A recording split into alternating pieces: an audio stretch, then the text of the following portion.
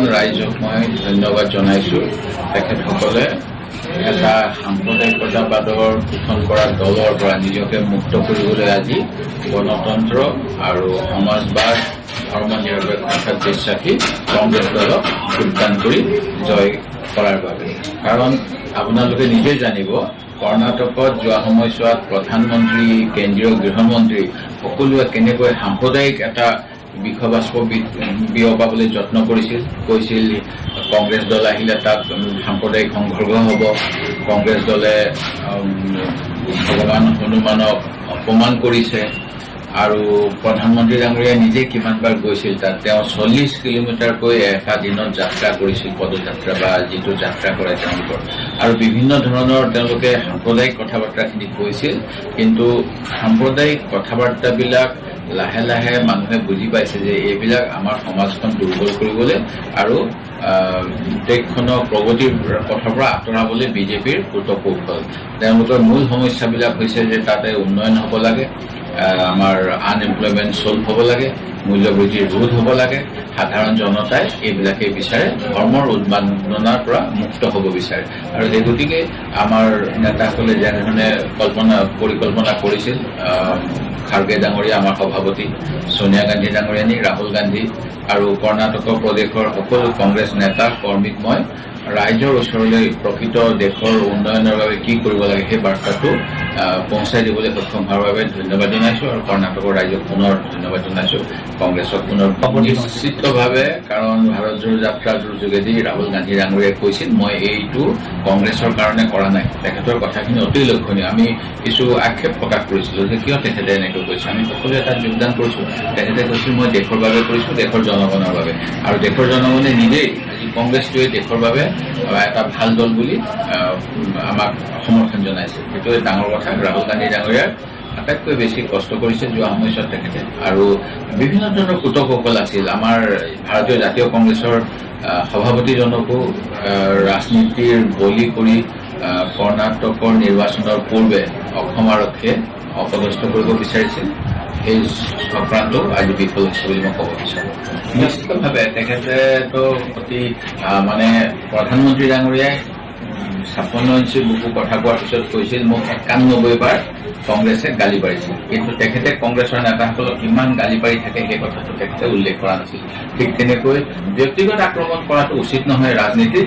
ৰাহুল গান্ধী ডাঙৰীয়াৰ গেৰাণ্টি নাই, ৰাহুল গান্ধী ডাঙৰীয়াৰ নিজৰে কোনো স্থায়িত্ব নাই ইত্যাদি কৈ পেলাই আমাৰ কংগ্ৰেছৰ নেতাজনক আমাৰ মুখ্যমন্ত্ৰীয়ে সমালোচনা কৰিছিল। তাৰো যোগ্য প্ৰত্যুত্তৰ আজি ৰাইজে দি আছে। এই কথাখিনি মই কোৱা নিচিনাকৈ তেওঁলোকে জন কূটকৌশল সকলোখিনি কৰিছিল। প্ৰতিদিনে মই কোনোবা এটা তথ্য পালোঁ ক'ৰবাত 18 কোটি নে 20 কোটিকৈ প্ৰতিদিনে বিজেপি দলে যোৱা 2-3 মাহ ধৰি তাত খৰচ কৰি আছিল। আৰু মানুহবিলাকক বিভিন্ন শাৰী আৰু কিবা কিবি বিলাব গৈছিল।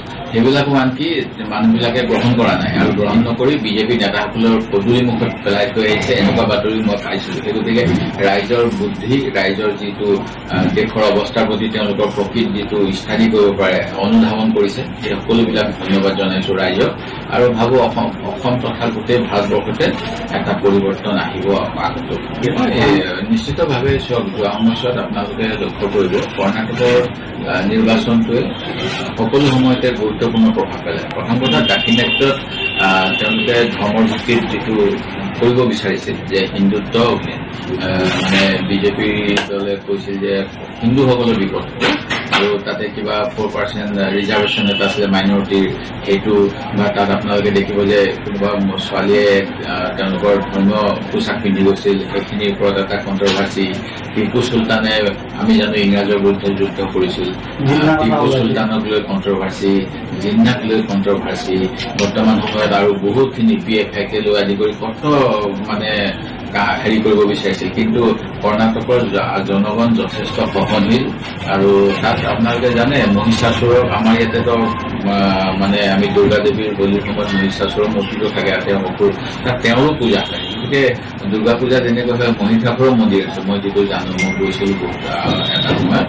আৰু সেই গতিকে তাৰ মানুহখিনি সহনশীল। এই সহনশীলতাই আমাৰ দেশখন জীয়াই ৰাখিব আচলতে। কাৰণ আমি সদায় কৈ থাকোঁ অনৈক্যমাজৰ লক্ষ্য, ভাৰতৰ বিভিন্ন সম্প্ৰদায় পূৰ্বৰে পৰা যিসকলক বিভিন্ন বিশ্বৰ বিভিন্ন অঞ্চলত তেওঁলোকক পাৰ্চিকিউট কৰা হৈছিলে, তেওঁলোকক অত্যাচাৰ কৰা হৈছিলে, তেওঁলোকে আগৰ পৰা আশ্ৰয় লয় ভাৰতে। আৰু ভাৰতবৰ্ষৰ যিটো নীতি আদৰ্শ, সেই নীতি আদৰ্শ হ'ল সকলোৰে প্ৰতি একেলগে সহনভাৱ কৰা আৰু আগুৱাই নিয়া সকলোকে। আৰু সেইটোৱে কৰ্ণাটকৰ পৰা প্ৰতীয়মান হৈছে। যোৱা সময়সমূহত যেতিয়া কংগ্ৰেছৰ বিপৰ্যয় হয়, কৰ্ণাটকৰ নিৰ্বাচনৰ পৰাই কংগ্ৰেছৰ পুনৰুত্থান আৰম্ভ হয়। এয়া ইন্দিৰা গান্ধীৰ দিনতো আমি দেখা পাইছিলো, ৰাজীৱ গান্ধীৰ দিনতো দেখা পাইছিলো, এতিয়াও দেখা পাম বুলি আশা। এইটোতো নাজানিম, তাত আমাৰ যথেষ্ট নেতাসকলৰ লগত আলোচনা হ'ব।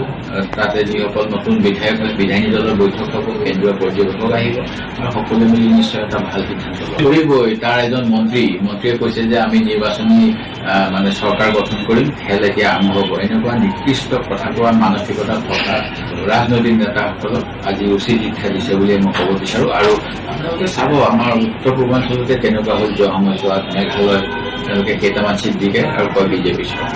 মণিপুৰ কেইটামান চিট দিকে এয়াৰপৰ্টৰ পৰা মানে বিধায়কক গবামাৰি লৈ যায়, গুৱাহাটীৰ হোটেলত ৰাখে আৰু তাৰপিছত তেওঁলোকে চৰকাৰ কৰে। মহাৰাষ্ট্ৰত তেনেকুৱা কৰিছিল।